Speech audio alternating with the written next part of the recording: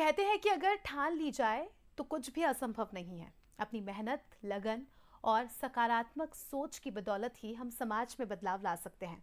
और इसी को सच साबित कर दिखाया है भोपाल की डॉक्टर मधु शर्मा ने। चलिए आपको भी सुनाते हैं संडे वाली दीदी की ये कहानी।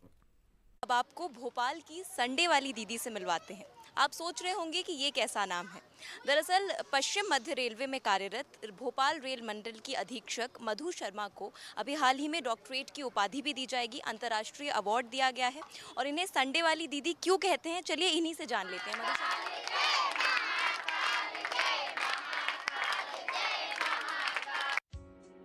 भोपाल की बाग सिवनिया इलाके की झुग्गी बस्तियों के इन बच्चों के लिए रविवार बेहद खास होता है, क्योंकि इस दिन संडे दीदी इनके लिए सुंदर भविष्य का सपना लेकर आती हैं। जी हाँ, ये बच्चे डॉक्टर मधु शर्मा को संडे वाली दीदी के नाम से ही जानते हैं। मधु शर्मा यूं तो रेलवे में कार्यालय अधीक्षक हैं, लेकिन समाज में तरक्की की रेस में काफी पीछे छूट गए इन बच्चों के मासूम चेहरे उन्हें ऐसी ही बस्तियों में खींच लाते हैं। जैसा कि आप देख रहे हैं, ये सारे बच्चे यहाँ झुग्गी झोपड़ी में रहते हैं। शमशान बस्ती कहलाती है ये। और ये बच्चे बहुत ही गरीबी की रेखा के नीचे यहाँ पर जी रहे हैं। तो हम यहाँ पर बच्चों के साथ अपना समय स्पेंड करते हैं। हम चाहते हैं कि इनको समाज की मुख्य धारा से जोड़ें। तो चूँकि मैं वर्किंग हूँ, तो मैं सारे पूरे हफ्ते तो इनके साथ नहीं व्यतीत कर पाती हूँ। मैं संडे को ही इनके पास आती हूँ और बच्चों को कहानी किस्से सुनाती हूँ, इन्हें शिक्षा देती हूँ। तो प्यार से ये लोग मुझे संडे वाली दीदी कहते हैं। ये मेरा सौभाग्य है कि इटली की कोनियो यूनिवर्सिटी ने हमारी इस समर्पण को, हमारी इस मेहनत को एक रिकॉग्निशन दिया है और वो हमें डॉक्टरेट की उपाधि 20 अप्रैल को दिल्ली में। डॉक्टर मधु शर्मा बताती हैं कि वो सरकारी स्कूलों में जाकर बच्चों को जीवन कौशल की शिक्षा देती है।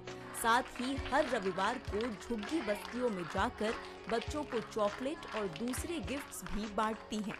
इतना ही नहीं, शर्मा महिलाओं के मानसिक स्वास्थ्य को लेकर भी जागरूकता अभियान चला रही हैं। मैं बताना चाहूँगी कि जो वीकडेज होते हैं, मंडे टू फ्राइडे, तब मैम रेल मंडल में नौकरी करती हैं, मतलब अपना कर्तव्य का निर्वहन करती हैं। और उसके बाद का जो समय है सैटरडे संडे, तब ये समाज सेवा की दिशा में कार्य कर रही हैं। संडे को शायद बच्चों के साथ आती हैं। इससे पहले कौशल जीवन के क्षेत्र में भी आप क्लासेस ले रही हैं। महिलाओं के लिए भी आपने मेंटल हेल्थ के कोर्सेज भी स्टार्ट किए हैं। हाँ, मैं सैटरडे को स्कूल्स में जाकर उनके मोटिवेशनल लेक्चर उन्हें देती हूँ। उन्हें बताती हूँ कि उनको कैसे जीने की कला, किस तरह से उन्हें पढ़ाई करनी है, किस तरह से आगे बढ़ना है, स्ट्रेस फ्री उनको पढ़ाई करनी है। और छोटी छोटी सी बातें हैं जो बच्चों को सीखना चाहिए, संस्कारों से वो दूर हैं। डॉक्टर मधु शर्मा दृष्टि बाधित बच्चों के लिए खुद स्टडी मटेरियल भी बनाती है, ताकि वो आसानी से अपनी पढ़ाई पूरी कर सके। हालांकि महिला होने के नाते उन्हें कई चुनौतियों का भी सामना करना पड़ा, लेकिन परिवार और पति का हमेशा सपोर्ट मिला। तो कितना वक्त हो गया, कब से शुरू किया था?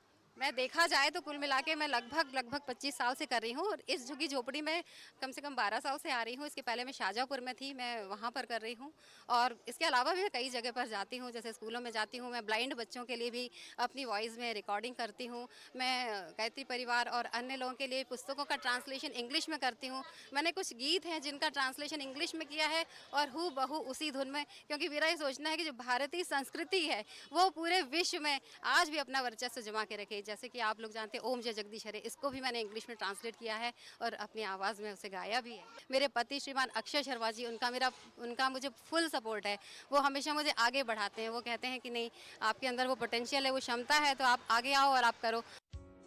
डॉक्टर शर्मा को समाज सेवा के लिए कई पुरस्कार मिल चुके हैं। इनमें mother Teresa award, Asia book of records और मध्य प्रदेश महिला रत्न सम्मान शामिल हैं। डॉक्टर शर्मा ने भोपाल में 12 साल और शाहजहाँपुर में 13 साल काम किया है। वाली युवा पीढ़ी को एक क्या संदेश देना चाहेंगी, जो बहुत बिजी हैं अपने वर्क में, शेड्यूल के अंदर मैनेज नहीं कर पा रहे हैं टाइम को? बिल्कुल, टाइम मैनेजमेंट बहुत ज़रूरी है क्योंकि समय सबके पास 24 घंटे ही हैं। सो समय का मैनेजमेंट और आपके अंदर जो क्षमता है, आपकी जो एनर्जी है, ऊर्जा का मैनेजमेंट, क्योंकि उनकी ऊर्जा गलत कामों में आज लग रही है। उनकी ऊर्जा का व्यय हो रहा है नशा में, उनकी ऊर्जा का व्यय हो रहा है मोबाइल में। तो हम चाहते हैं कि वो अपनी उस ऊर्जा को संरक्षित करें और उसको सही दिशा में लगाएँ।